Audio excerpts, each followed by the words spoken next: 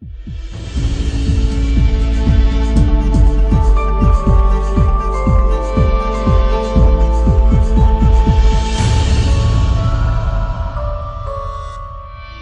pode abrir a sua Bíblia comigo no livro de 1 Coríntios.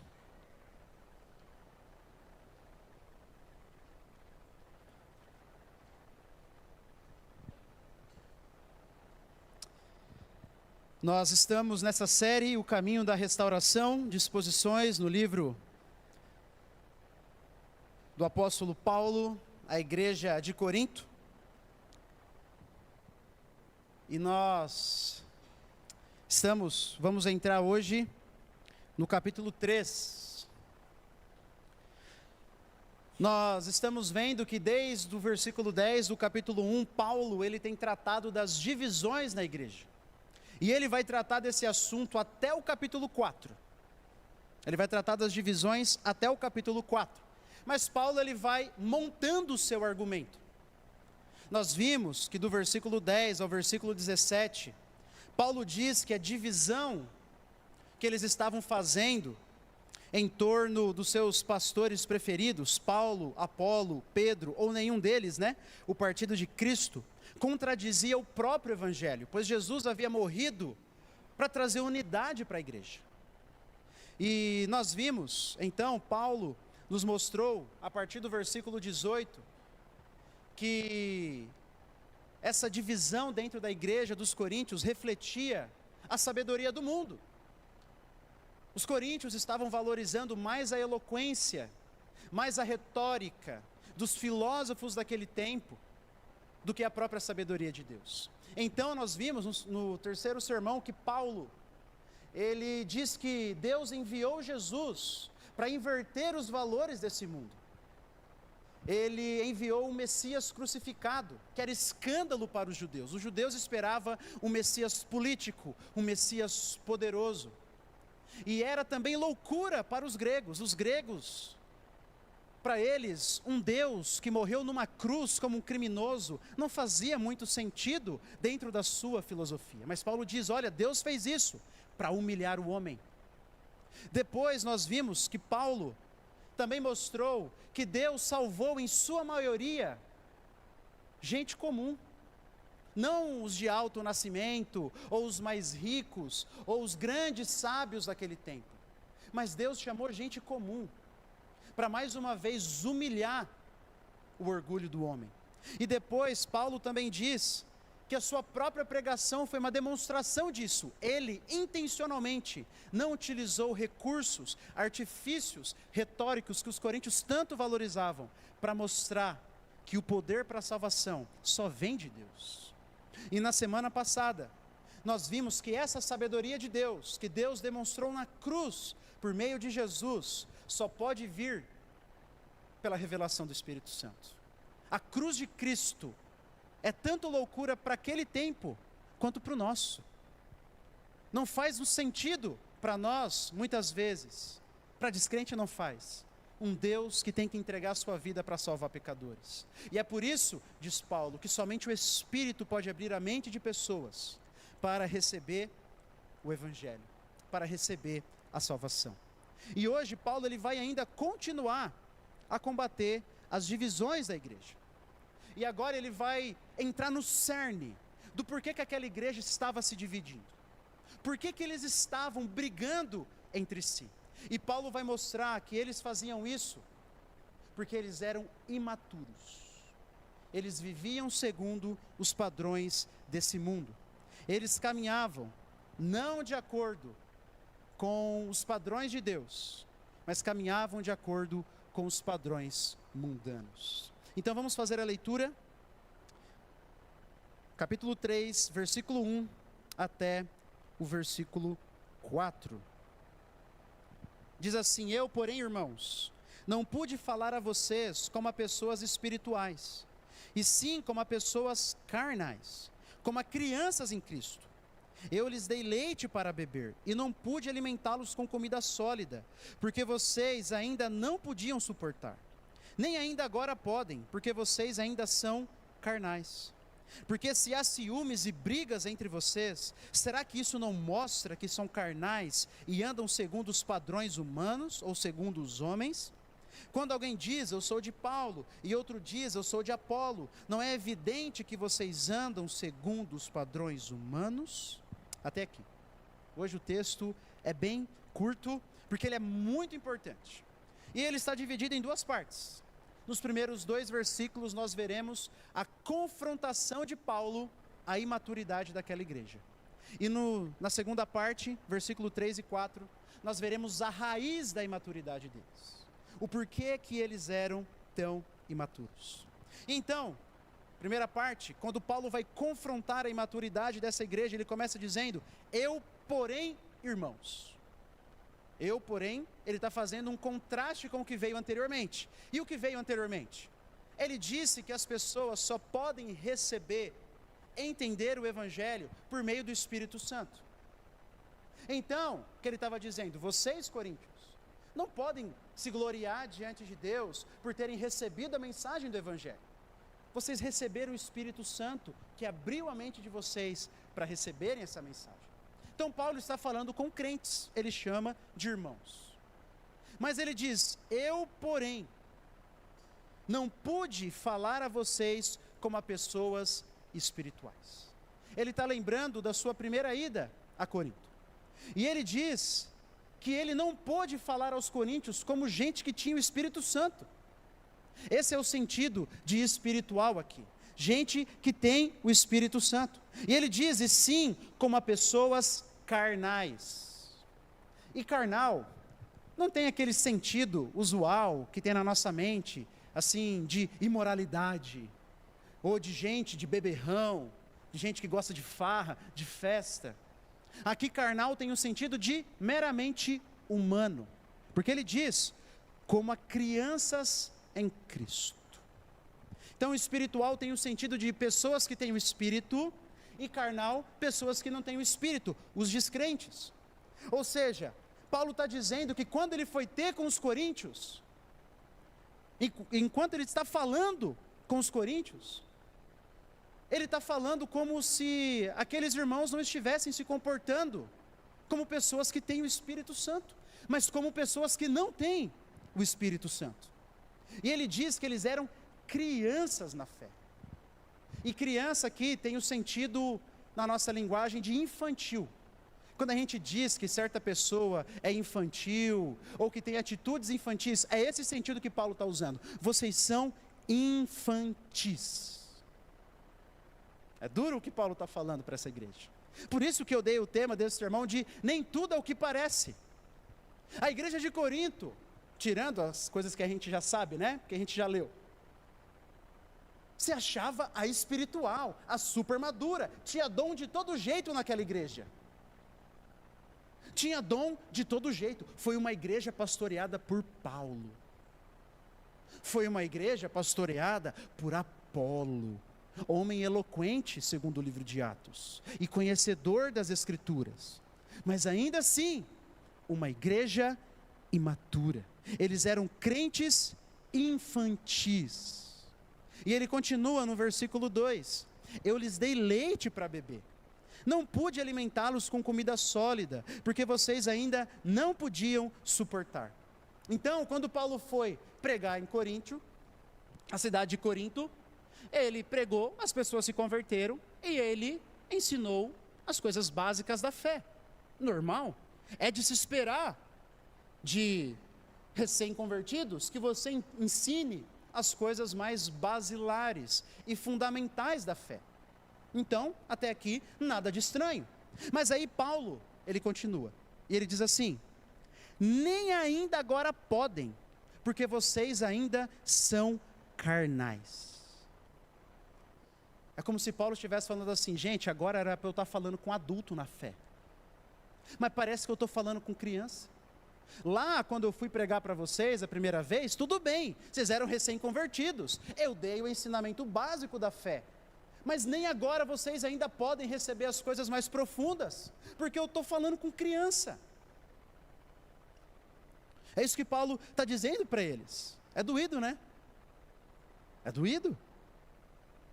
A igreja de Corinto já deveria ter crescido, já deveria ter aprendido, já deveria estar caminhando para a maturidade, mas não, se comportavam como crianças, eram adultos andando de fralda e chupando o dedo. Era isso que aquela igreja era, cheia de dons, dom de língua, dom de profecia, dom de cura, dom da fé.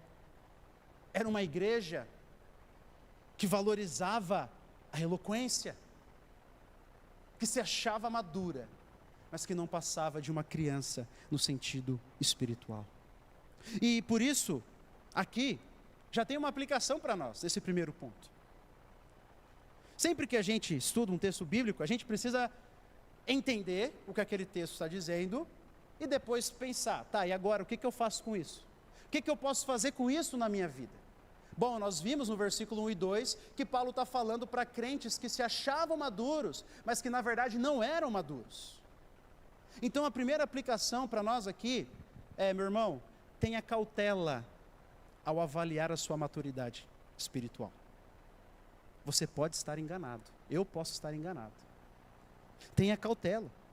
Mais uma vez, os coríntios se achavam espirituais. Eles se julgavam assim, gente madura, mas se julgaram da maneira errada. E um dos perigos, dos maiores perigos da vida cristã, é o crente que acha que é maduro, mas não é. Esse é um dos maiores perigos. Por quê? Porque ele te enche de orgulho. Te enche de orgulho. Nós acabamos de ver nos últimos textos que os coríntios estavam cheios de orgulho. Paulo tem que bater na cabeça deles, espiritualmente falando, para que eles baixem a bola. Porque quando você se julga maduro, não sendo maduro, você anda de nariz empinado. O seu coração se enche de orgulho. Por exemplo, olha com desdém para os outros. Porque eu sou membro da igreja há tantos anos, esse aí acabou de chegar. Porque eu já fiz isso, já tive tal cargo. Você quem é? Ou essa pessoa veio de outro lugar. O que é isso? Olhar com desdém para outro. Isso revela imaturidade. O orgulho de se achar maduro, quando na realidade é imaturo, também se manifesta no não reconhecer os próprios erros. Não aceitamos a repreensão, não admitimos sermos chamados no gabinete. Quando a repreensão vem de púlpito, a gente sempre está pensando no outro. Nunca é a gente, né? Eu sou maduro, não é para mim, é para o outro, é para o irmão que faltou. O que é isso? Imaturidade. O orgulho de se achar maduro, quando na realidade se é imaturo, também se manifesta no não buscar ou não aceitar ajuda. Não, porque eu sou maduro, eu consigo lidar com esse pecado sozinho. Já sou maduro, já sei. Ou, não, eu já tenho 30 anos de casado, eu não preciso de ajuda. Não preciso, já sei tudo. E aí vai indo. Quando vê, a queda é grande. Então, meu irmão, cuidado, não se engane, cuidado ao fazer uma avaliação da sua vida espiritual. Eu preciso dizer algumas coisas, porque geralmente os crentes que caem nesse erro, confiam, se fiam nas mesmas coisas, e geralmente são duas. Primeiro, tempo longo de conversão. A gente acha que por ter um tempo longo de conversão, automaticamente a gente é maduro. E não tem nenhum problema em você ter um tempo longo de conversão. É lindo, irmãos que estão há 30, 40, 50 anos, firmes no Senhor. Mas isso não significa que você é maduro espiritualmente falando. Não significa. Pode ter 10, 15, 20 anos, 30, 40, 50, 200, mas ainda se comportar como uma criança. Mas ainda se comportar como gente que precisa de leite. Uma outra coisa que geralmente as pessoas usam e pensam que são maduras por ter isso é o conhecimento teológico. Você vai lá, começa a estudar teologia, aí aprende um pouquinho a mais do que a média, aprende a teologia reformada, e aí você, não, agora eu sou maduro. Agora eu sou bom. Agora está tudo tranquilo. Lê do engano. Muitos dos crentes mais imaturos são bons conhecedores de teologia. Muitos. Então, meu irmão, não se deixe enganar. Não é porque você pode ter mais de 5, 10 anos, 20, 30 anos de cristianismo que você tem maturidade espiritual. E não é porque você pode ter lido toda a teologia que você também tem maturidade espiritual. Cuidado. Confronte a sua vida com a palavra do Senhor e faça um juízo justo. Maturidade é humildade. Maturidade é reconhecer os seus erros. Maturidade é pedir ajuda. Maturidade é caminhar como Jesus. Isso é maturidade. Isso é maturidade. Lembre-se, os coríntios se achavam maduros, quando na verdade eles eram imaturos. Então, essa é a primeira aplicação para nós aqui. Tenha cuidado, não caia no mesmo erro dos coríntios. Mas Paulo continua, versículo 3, e ele entra na segunda parte, quando ele vai falar sobre a raiz dessa imaturidade. O que estava causando isso? Ele diz no versículo 3, porque se há ciúmes e brigas entre vocês, será que isso não mostra que são carnais e andam segundo o homem? Paulo relembra mais uma vez que dentro daquela igreja estava tendo brigas, contendas, discussões. E também ciúmes. Ciúmes aqui é a ideia de rivalidade.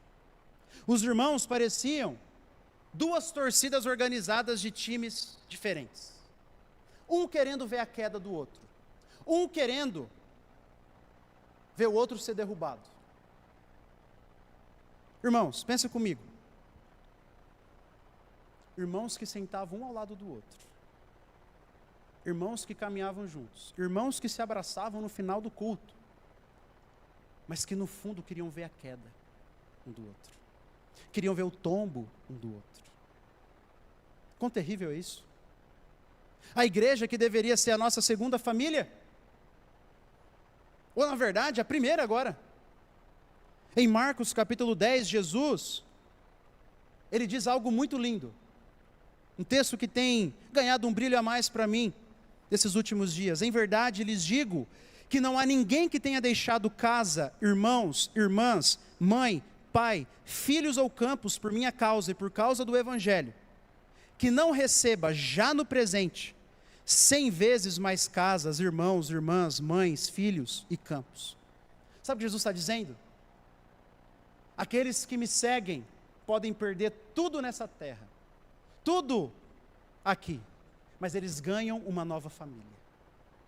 Eles ganham filhos, espiritualmente falando. Eles ganham pais, espiritualmente falando. Eles ganham mães, espiritualmente falando. Eles ganham 100 vezes mais casas, não na escritura, mas no sentido de que agora a casa do meu irmão também é minha. Está de portas abertas para me receber. É um lar onde eu encontro refúgio. É isso que Jesus espera dos seus seguidores. Mas o que estava encontrando na igreja em Corinto? Divisão, briga e cada grupo querendo ver o outro cair. Você imagina, a Bíblia diz que a gente pode entristecer o Espírito Santo, né? Você imagina o Espírito Santo? Deus, Jesus que morreu pela unidade da igreja, vendo isso dentro daquela comunidade. E tudo isso se expressava nas divisões que eles estavam passando. Versículo 4. Quando alguém diz eu sou de Paulo e outro diz eu sou de Apolo, não é evidente que vocês andam segundo os padrões humanos ou segundo o homem? Mais uma vez eles estavam se dividindo entre os seus líderes favoritos, não porque um pregava a palavra e o outro não Não porque um era um verdadeiro profeta e o outro era um falso profeta. Não, nada disso. Eles estavam se dividindo porque eles estavam comparando aqueles homens com os grandes filósofos daquele tempo. Por isso que a raiz do problema é algo que Paulo repete no final do versículo 3 e no final do versículo 4. Eles estavam andando segundo o homem, segundo os padrões humanos. Esse era o problema. Eles tinham o Espírito, mas eles se comportavam como os descrentes, como a sociedade grega daquele tempo, que se dividia entre o teu filósofo favorito, a sua escola filosófica favorita. E os coríntios trouxeram isso para dentro da igreja. Então perceba que Paulo, como um bom pastor, ele tenta ir na raiz do problema. Ele poderia bater na mesa, acorda, irmão. Ele poderia bater na mesa e dizer assim, ó, fica de frente um para o outro aí, vocês estão divididos, dá um beijo, um abraço, pede perdão. Igual a gente faz com nossos filhos, né? Dá um beijo, um abraço no mano. Agora fala que perdoou. Tá, agora vamos brincar de novo. Paulo podia ter feito isso. Batido na mesa, falou, senta aí todo mundo. Vai, pega na mão, dá um beijinho, agora vai. Recebe um na casa do outro, tá bom, tudo certo. Mas ele não faz. Paulo, ele tenta ir ao coração. Ele tenta ir na raiz do problema. Porque ele sabe, não adianta resolver a divisão se ele não resolver o que está por detrás da divisão. Poderia, e na verdade, existem outros inúmeros problemas na igreja de Corinto. Que se resumem ao quê? A gente que vive segundo o padrão humano. E não segundo o padrão divino. Paulo, ele quer atingir o coração daquela igreja. Paulo, ele quer resolver o mal pela raiz. Porque ele sabe que se ele não fizer isso, não vai adiantar resolver divisão. Porque eles vão continuar dando problema. Eles vão continuar dando problema. Então, o que Paulo quer que os coríntios aprendam? Que eles ainda pensam com os valores mundanos. Essa era a raiz da infantilidade deles. Eles ainda pensavam com valores mundanos. E tem uma segunda aplicação para nós aqui. E a segunda aplicação é se perguntar, você perguntar a si mesmo: há áreas na sua vida, meu irmão, em que você está seguindo os padrões mundanos, ao invés do padrão divino? Ao invés do padrão divino? Esse erro dos coríntios é um alerta gigantesco para nós. Porque isso significa que eu e você podemos estar na igreja sentados todo domingo, como os coríntios estavam, mas ainda assim sermos imaturos e estarmos andando segundo os padrões humanos.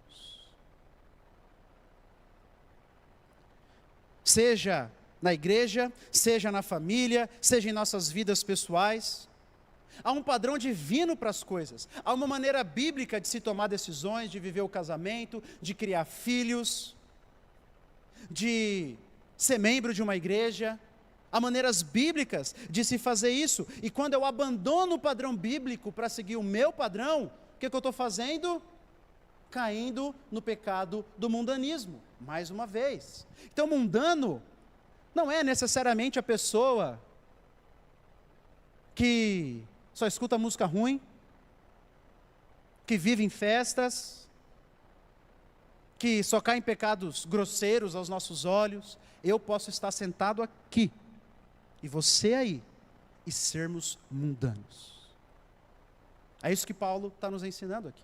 Por isso eu preciso confrontar a minha vida. Há alguma área, há alguma coisa que eu ainda preciso seguir o padrão divino, que eu preciso mudar, que eu preciso pedir perdão, que eu preciso me arrepender.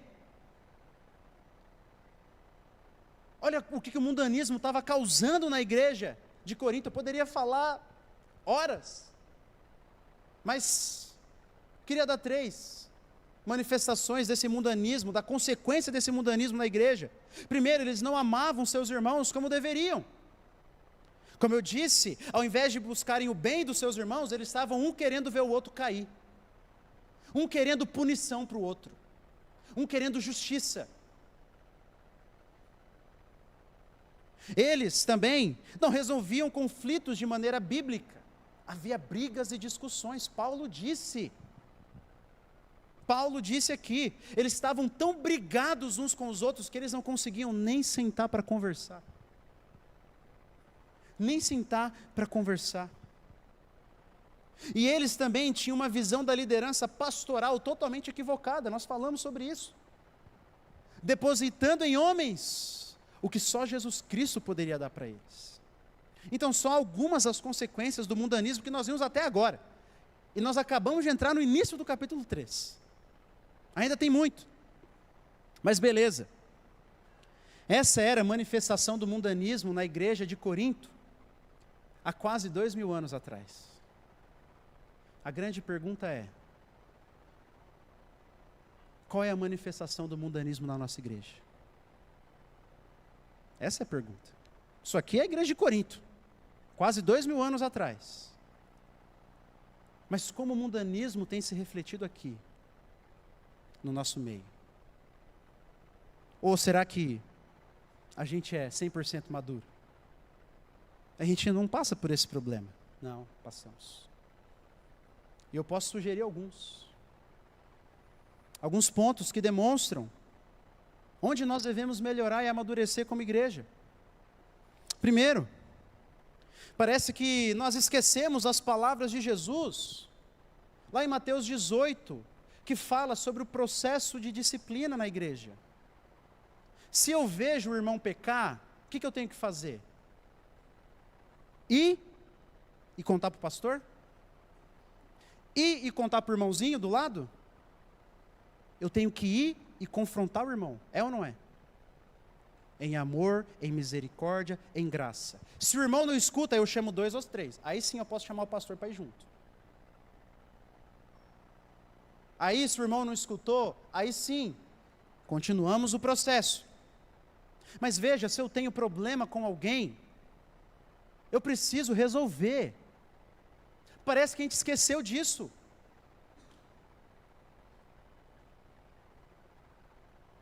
Parece que a gente não sabe mais como que faz esse negócio de Mateus 18. Ligado a isso, parece que a gente esqueceu como se resolve fofoca. Fofoca não é só quem fala não, irmão, é quem ouve também. E não faz nada para resolver. Fofoca é quem ouve e não confronta. Não é só quem fala não. E se a gente quer resolver, a gente precisa ir até o fim. E dizer assim: irmão, você já conversou com outro irmão sobre isso que você está me falando? Não. Então eu vou lá falar. É assim que resolve. Mas não. Não, eu não posso falar quem falou. Então, meu irmão, desculpa, você faz parte do círculo da fofoca também.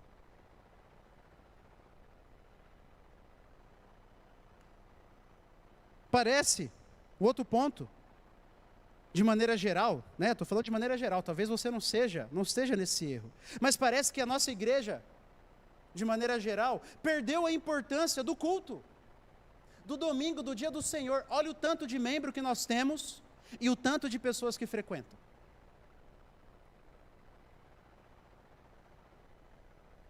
Nós vemos muitos irmãos que vêm no culto de vez em quando, que acham uma desculpa melhor, qualquer desculpa. Eu sei que tem exceções, tá? Mas eu não estou falando das exceções aqui. Tem uma desculpa para faltar no culto, ver o culto como algo opcional. E nós somos uma igreja leve, a gente não tem muitos eventos, muitas coisas, a gente não cobra que as pessoas vivam na igreja todo dia.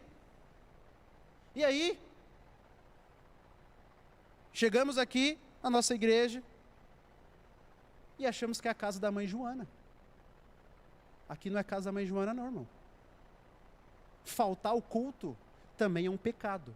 Deixar de congregar como igreja também é um pecado. E como pecado tem que ser tratado. É o mandamento, Hebreus 10. Não deixar de se reunir como igreja. Parece que a gente perdeu isso. Culto de ceia, meu Deus, lota. E os outros cultos? O que acontece nos outros domingos? O que acontece? É dia do Senhor igual, é mandamento do Senhor igual. Então, são apenas algumas maneiras que demonstram áreas aqui da nossa igreja que a gente precisa amadurecer, que a gente precisa crescer, que a gente precisa caminhar. Irmãos, eu ainda poderia falar do mundanismo nas nossas vidas pessoais. A gente poderia falar disso, né? Por exemplo, como você gasta o seu dinheiro. Ou como você ganha o seu dinheiro. Também é uma pergunta importante para se fazer. Principalmente aqui em Foz do Iguaçu, né? Uma pergunta importante para se fazer. A gente poderia refletir aqui e perguntar como você vive o seu casamento. Pautado aqui? Como você cria os seus filhos? Pautado aqui? Como você olha para o pastor? Como você olha para a igreja? Poderia fazer várias perguntas. Ou eu poderia simplesmente perguntar assim, qual é o valor que esse livro tem na tua vida? Você busca a orientação desse livro?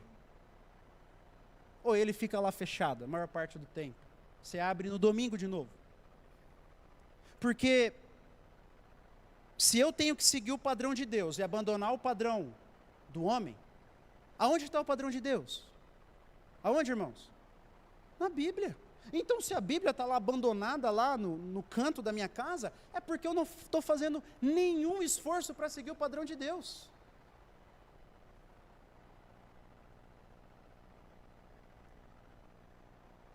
Irmãos, é duro pregar um sermão assim. Eu não gosto, não.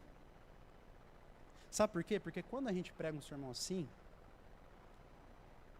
eu sei que tem gente que vai pensar mal de mim. Mas eu também preciso lutar contra o mundanismo e pregar o que a palavra de Deus diz, não o que agrada. Também sou tentado em afagar, em abrandar. Também sou tentado. Mas eu preciso dar o tom do texto. E Paulo está sendo duro com aquela igreja. Porque os irmãos se achavam espirituais quando não eram. Quando não eram. Não tinha como ser diferente. E eu já convivi e já conversei com alguns pastores. E eu lembro de um pastor até hoje falando para mim que o que mais cansava no ministério era lidar com gente que se achava madura, mas era imatura. Isso é o que mais cansa. Lidar com gente madura, que se acha madura, mas é imatura. Então a gente precisa tomar cuidado com isso, irmãos. Olha o fundo do poço onde a igreja de Corinto estava. E se a gente não reconhecer o mundanismo dentro da nossa igreja, confessar e lutar para reverter isso, seguindo o padrão divino, nós vamos para o mesmo caminho. Nós vamos para o mesmo buraco que a igreja de Corinto. E aí, se nós somos crentes, Deus vai vir.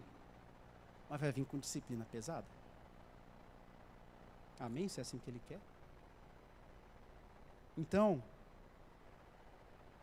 reconheça, confesse na sua vida, na vida da igreja. Esse foi o nosso texto de hoje. Texto bem rápido, 4 versículos, a gente está pegando porções maiores, mas essa parte ela é central para a carta, porque ela mostra a raiz do problema. E a raiz do problema era que os coríntios estavam vivendo segundo os padrões humanos. Pensando na igreja, pensando na vida, resolvendo conflitos, pensando em seus líderes, não segundo o padrão divino, mas segundo o padrão deles, daquele tempo, dos homens. Então, Paulo está querendo que aqueles irmãos reconheçam isso, se arrependam e busquem outro caminho. Por isso a primeira parte ele confronta, e na segunda parte ele mostra a raiz do problema, para que eles possam reconhecer e mudar. Mas há uma pergunta. Mais uma pergunta. Quem aqui pode bater no peito e dizer assim: eu não luto com esse problema? Quem aqui? Alguém quer levantar a mão? Eu não vou não. Quem aqui pode dizer não? Eu não tenho problema com isso. Eu sigo o padrão divino em todas as áreas da minha vida. Jesus voltou, então eu não sabia? É Jesus, né? Que igreja desse mundo pode afirmar que não lida com o mundanismo? Para encerrar, eu queria convidar você a ir um pouquinho para frente no livro de Tiago.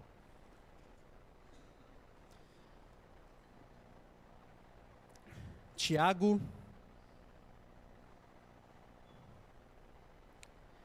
capítulo 4.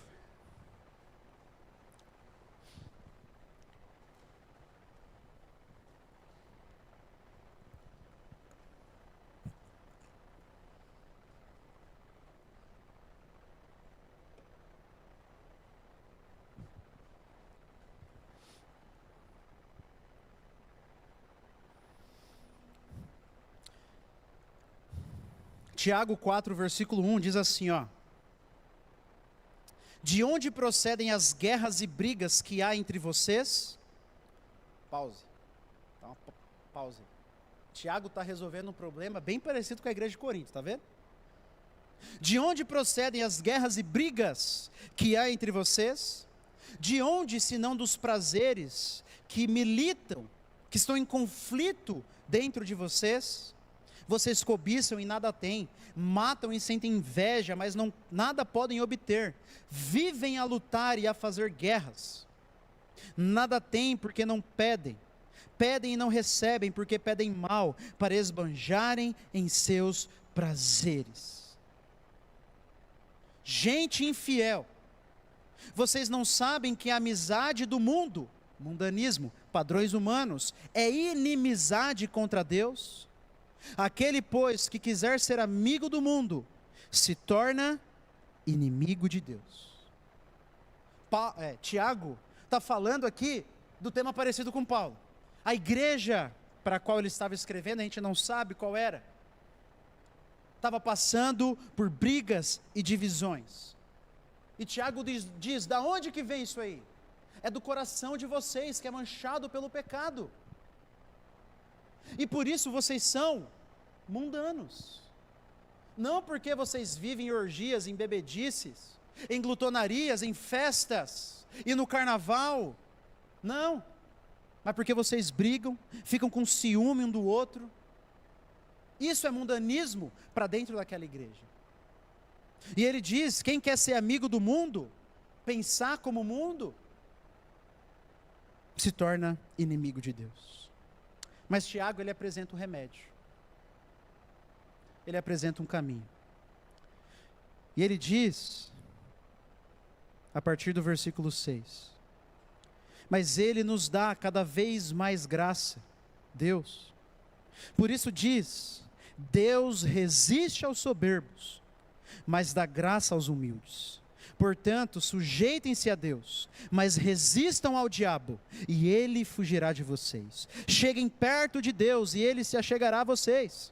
Limpem as mãos, pecadores, e vocês que são indecisos, purifiquem o coração, reconheçam a sua miséria, lamentem e chorem. Que o riso de vocês se torne em pranto, e que a alegria de vocês se transforme em tristeza. Humilhem-se diante do Senhor, e Ele os exaltará. Sabe qual é o remédio? Tiago fala quase uma dezena de coisas aqui, que nós poderíamos resumir em uma. arrependimento. Arrependimento. Arrependimento envolve confissão e mudança. Envolve confissão, reconhecimento do pecado. E a busca por fazer o caminho de volta. Por trilhar o caminho da restauração. Por isso, meu irmão, nós precisamos buscar ao Senhor, como Tiago diz. Se achegar a Deus. Só Jesus pode perdoar os nossos pecados. Só Jesus pode perdoar os nossos erros. Só Jesus pode perdoar os nossos desejos pecaminosos, as nossas motivações erradas. Por isso, o primeiro passo é pedirmos o perdão de Jesus. Não tem para onde correr. Precisamos confessar diante do Senhor. A confissão é o grito da nossa alma por socorro para aquele que é o único que pode nos socorrer, que é Jesus. Precisamos fazer isso como indivíduos e como igreja. Mas também precisamos da força de Jesus para trilhar o caminho dele. Queremos lutar contra o mundanismo, queremos abandonar os padrões humanos, mas para isso precisamos seguir o padrão divino. E para seguir o padrão divino nós precisamos da força de Jesus em oração. Nós precisamos clamar a Ele. Precisamos da firmeza e da graça que vem dEle, da justiça e do amor, da mansidão e da humildade. Por isso, eu queria terminar pedindo para você baixar a tua cabeça e refletir.